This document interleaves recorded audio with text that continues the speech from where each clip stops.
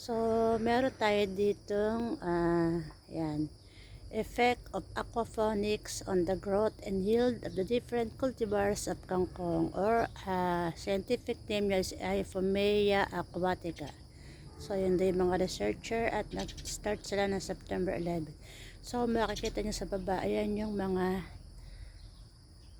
sample ng kangkong.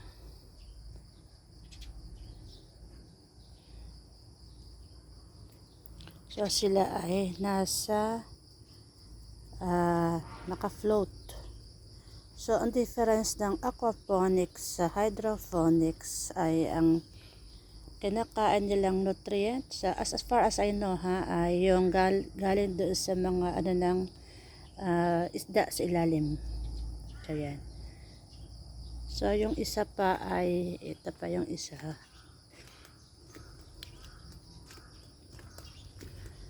Ito naman pala cultivars of lettuce, pero wala akong nakitang lettuce, no? Effect of aquaponics on the growth and yield of the different cultivars of lettuce. So, Lactuca sativa is the scientific name of lettuce. Pero wala akong nakitang sample dito sa sa tubig. Ang meron ay itong kangkong. Ayan. So, sabi nga ay maraming varieties ng kangkong. Sa narinig ko ay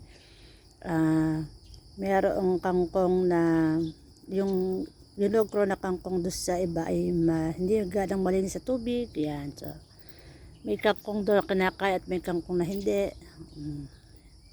I-share ko na lang yung ni Sir Jim J. So, yan.